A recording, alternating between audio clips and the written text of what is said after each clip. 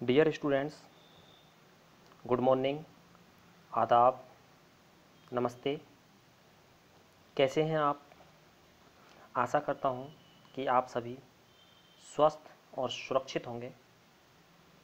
मैं जाकिर हुसैन, सहायक आचार्य श्री गोविंद गुरु राजकीय महाविद्यालय बांसवाड़ा, आज आप सभी के सामने एक नए विषय सामाजिक परिवर्तन के कारक को समझाने के लिए हाजिर हुआ हूँ।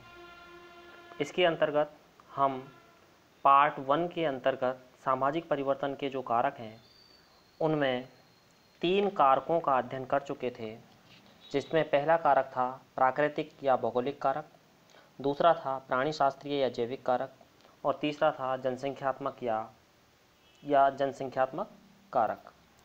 उसके अलावा मनोवैज्ञानिक कारक, प्रौद्योगिकी कारक, आर्थिक कारक, सांस्कृतिक कारक, वैचारिक कारक, राजनीतिक एवं सैनिक कारक, महान लोगों की भूमिका, ये सभी ऐसे कारक हैं जो सामाजिक परिवर्तन के लिए उत्तरदायी हैं या समाज में परिवर्तन लाने में अपनी भूमिका निभाते हैं।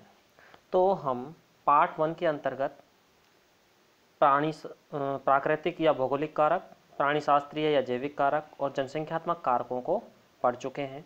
आज हम उससे आगे के अन्य कारकों के बारे में अध्ययन करेंगे। उसमें सबसे पहले हम देखें मनोवैज्ञानिक कारक। तो मनोवैज्ञानिक कारक यानी कि व्यक्ति के मस्तिष्क से भी कुछ ऐसे कारण निकलते हैं या व्यक्ति के मस्तिष्क से भी कुछ ऐसी बातें या विचार निकलते हैं जो समाज में परिवर्तन लाते हैं। सामाजिक संबंधों में परिवर्तन मानव मस्तिष्क में परिवर्तन के कारण होता है। यानी कि सामाजिक संबंधों में जो परिवर्तन होता है वो मानव के मस्तिष्क में परिवर्तन के कारण होता है। मानव के मस्तिष्क में जो विचार आते हैं उन विचारों के कारण ही उन विचारों को वह भूपटल पर लाता है या उन विचारों के अनुसार वह कार्य करता है जो समाज के लिए या समाज में परिवर्तन के लिए उत्तरदायी हैं। मानव में जिज्ञासा की प्रवृत्ति पाई जाती है।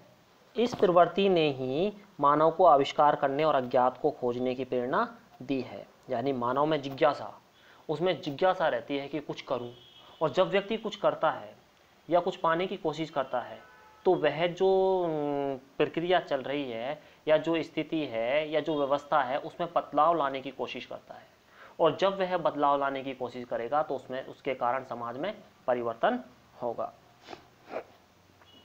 मानव मस्तिष्क नवीनता चाहता है।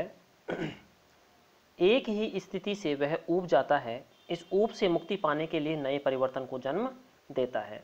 मानव का मस्तिष्क जो है वो नए नए विचार खोजता है, नई नई बातों को सोचता है, और उन विचारों के कारण अगर मान लो वो एक ही चीज़ के बारे में सोच रहा है तो वह उससे ऊब जाता है और वह नई परिस्थिति लाने के लिए या नई बात को सामने लाने के लिए कुछ नया सोचता है, और जब वह कुछ नया सोचता है तो उससे परिवर्तन होता है, और वह परिवर्तन समाज के अंदर ही होता है।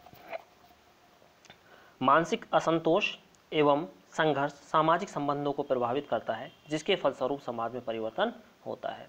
कभी कभी क्या होता है कि व्यक्ति मानसिक रूप से संतुष्ट नहीं होता, या वह कार्य तो कुछ ऐसा कर रहा है जिसे उसे समाज में प्रसिद्धि मिलनी चाहिए या उसका पुरस्कार मिलना चाहिए, लेकिन उसे उस प्रकार का पुरस्कार या उस प्रकार की प्रसिद्धि नहीं मिल पाती, जिसके कारण उसके मन में असंतुष्टि की भावना आ जाती है।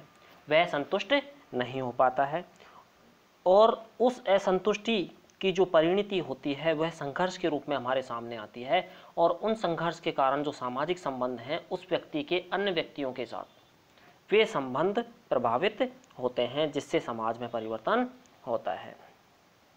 मनोवैज्ञानिक कारकों के बाद में हम देखें प्रौद्योगिक कारक। यानी प्रौद्योगिकी के कौन से ऐसे कारक हैं जो समाज में परिवर्तन लाते हैं। आधुनिक युग में प्रौद्योगिकी सामाजिक परिवर्तन का एक महत्वपूर्ण कारक है। आधुनिक युग में प्रौद्योगिकी के कारण लोगों का प्रवास हुआ, जिससे उनके सामाजिक संबंधों में परिवर्तन हुआ। आधुनिक युग में अपने रोजगार प्राप्ति के लिए व्यक्ति एक स्थान छोड़कर के दूसरे स्थान पर जाता है। इसके अतिरिक्त जो प्रवास होता है, विवाह के बाद भी महिला का दूसरे स्थान पर जाना, वो भी एक तरीके का प्रवास ही है। और इस प्रवास के कारण सामाजिक संबंधों में क्या होता है? परिवर्तन। और जब सामाजिक संबंधों में परिवर्तन हुआ तो समाज में परिवर्तन आना लाजमी है, यानी कि समाज में भी परिवर्तन आएगा। ममफोर्ड ने आधुनिक युग के निर्माण में यंत्रीकरण को महत्वपूर्ण माना है। ममफोर्ड ने कहा कि आधुनिक युग का अगर हम निर्माण कर रहे हैं या आधुनिक युग का अगर निर्माण हो रहा है तो उसके लिए जो महत्वपूर्ण कारक है वह है यंत्रीकरण, यानी मशीनों का प्रादुर्भाव या मशीनों की उत्पत्ति या मशीनों का वर्चस्व। इस यंत्रीकरण के कारण लोगों के आपसी संबंधों में परिवर्तन होता है और यही सामाजिक परिवर्तन के लिए भी उत्तरदायी होता है। यंत्रीकरण ने मानव की जो जीवन पद्धति है, मानव की जो विचार पद्धति है, उसको पूर्ण तरीके से बदल दिया है। आधुनिक पूंजीवादी व्यवस्था और औद्योगिकरण तथा नगरीकरण के लिए प्रौद्योगिकी ही उत्तरदायी है और नगरीकरण औद्योगिकरण के कारण व्यक्ति के सामाजिक संबंध, सामाजिक संरचना, सामाजिक संगठन सभी में परिवर्तन होता है। इस प्रौद्योगिकी के कारण सामाजिक संबंधों में औपचारिकता आती है, अपराधों में वृद्धि होती है, मनोरंजन का व्यापारीकरण होता है, संघर्ष, दुर्घटना, बीमारी, इन सभी में वृद्धि होती है और व्यक्ति के जीवन में भौतिकवाद पनपता है या व्यक्ति के जीवन में या जीवन के प्रति भौतिक दृष्टिकोण व्यक्ति में पैदा होता है। तो जब यह भौतिक दृष्टिकोण पैदा होगा या औपचारिकता पनपेगी, अपराधों की संख्या में वृद्धि होगी, तो उन अपराधों को, उन बातों को रोकने के लिए कुछ तो किया जाएगा और जब कुछ किया जाएगा तो समाज के विधानों को बदला जाएगा, जिसके कारण समाज में परिवर्तन होगा। आगे हम देखें आर्थिक कारक।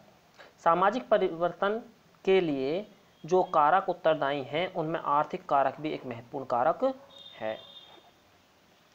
कार्ल मार्क्स ने सामाजिक परिवर्तन के लिए आर्थिक कारकों को सर्वाधिक महत्वपूर्ण माना है। कार्ल मार्क्स एक ऐसे अर्थशास्त्री, समाजशास्त्री, दार्शनिक हुए हैं जिन्होंने अपनी सभी प्रकार की विचारधाराओं में, सभी सिद्धांतों में मुख्य रूप से आर्थिक कारकों को ही महत्वपूर्ण माना है या आर्थिक कारकों के आधार पर ही अपने सिद्धांतों का प्रतिपादन किया है। तो कार्ल मार्क्स ने ही सामाजिक परिवर्तन के लिए आर्थिक कारक ही महत्वपूर्ण माने हैं। संपत्ति का स्वरूप, व्यवसाय की प्रकृति, संपत्ति का विवरण, लोगों का जीवन स्तर, व्यापार चक्र, वर्ग संघर्ष, उत्पादन प्रणाली का स्वरूप, ये सभी सामाजिक संरचना को प्रभावित करते हैं और ये कहीं ना कहीं किसी न किसी रूप में आर्थिक कारकों से संबंधित हैं। जब ये सामाजिक संरचना को प्रभावित करते हैं तो जिसके कारण समाज में भी परिवर्तन होता है। मार्क्स ने इतिहास की भौतिक व्याख्या प्रस्तुत की।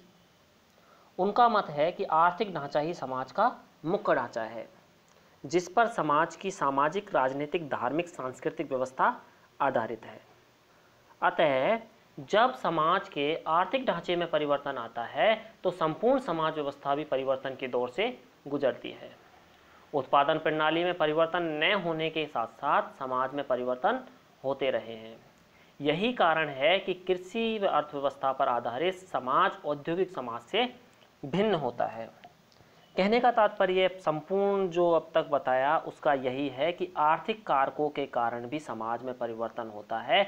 आर्थिक संबंधों में परिवर्तन होगा तो सामाजिक संबंधों में परिवर्तन होगा और सामाजिक संबंधों में परिवर्तन हुआ तो सामाजिक संरचना बदलेगी, सामाजिक संगठन बदलेगा, जिससे समाज में परिवर्तन हमें दिखाई देगा।